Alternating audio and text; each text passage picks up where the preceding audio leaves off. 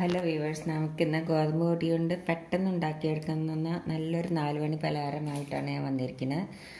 അതിന് വേണ്ട ഇൻഗ്രീഡിയൻസ് എന്തെല്ലാമാണെന്ന് വെച്ചാൽ, ഒരു കപ്പ് ഗോതമ്പ് പൊടി എടുത്തിട്ടുണ്ട്. പിന്നെ ഗോതമ്പ് പൊടിക്ക് വേറെ മൈദ എടുത്താലും നല്ലതാണ്.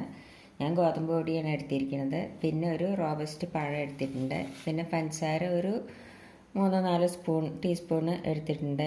ടീസ്പൂൺ അല്ല, ടേബിൾ സ്പൂൺ എടുത്തിട്ടുണ്ട്. അത് നമ്മുടെ മധുരത്തിനനുസരിച്ച് എടുക്കാം. പിന്നെ ഏലക്കായ 2 വേണം. പിന്നെ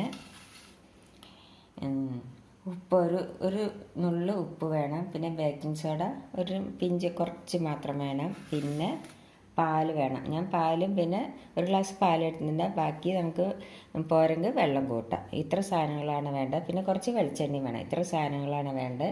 ഇനി നമുക്കത് എങ്ങനെയാണ് ഉണ്ടാക്കുന്നത് നോക്കാം. ആദ്യം നമുക്കൊരു ബൗളെടുക്കാം.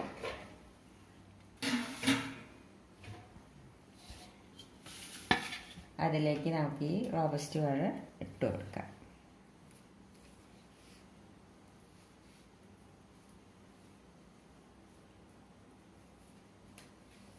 അതിലേക്ക് നമുക്ക് ഈ പഞ്ചസാര ഇട്ട് കൊടുക്കാം. ഇനി ഇത് നല്ലപോലെ ഒന്ന് ഉടച്ചെടുക്കട്ടെ. ഇപ്പോൾ പഴവും പഞ്ചസാരയും കൂടി നല്ലപോലെ ഉടച്ചെടുത്തു. ഇനി നമുക്കിതിലേക്ക് ഈ ഏലക്കായും പിന്നെ ബേക്കിംഗ് സോഡയും ഉപ്പും ഇട്ട് കൊടുക്കാം. ഇനി അതിലേക്ക് നമുക്ക് ഈ പാലൊഴിച്ച് കൊടുക്കാം.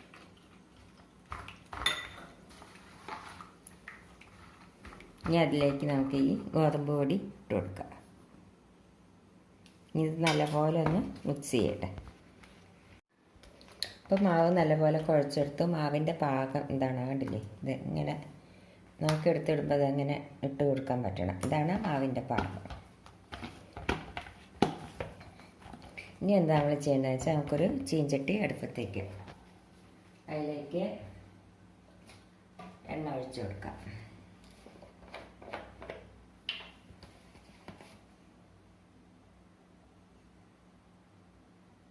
ഈ എണ്ണ ഒന്ന് ചൂടാവട്ടെ.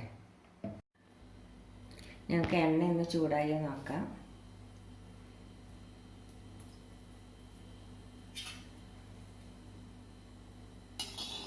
എണ്ണ ചൂടായിരുന്നു. ഇനി നമുക്കിത് കയ്യിലൊന്നിങ്ങനെ വെള്ളം കയ്യിൽ മുക്കിയിട്ട് നമുക്കിതിങ്ങനെ കുറച്ചായിട്ട് എടുത്തിട്ട് കൊടുക്കാം.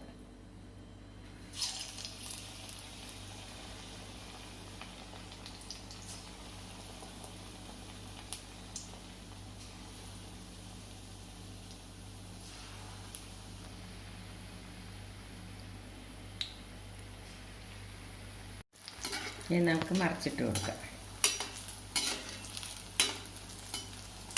കണ്ടില്ലേ, 2 സൈഡും ബ്രൗൺ കളറായി. കണ്ടില്ലേ,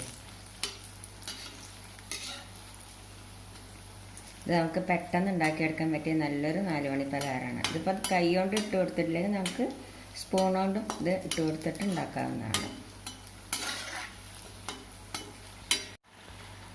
ഇതേമാതിരി നമുക്ക് ബാക്കിയുള്ളതും കൂടി ഉണ്ടാക്കിയെടുക്കാവുന്നതാണ്.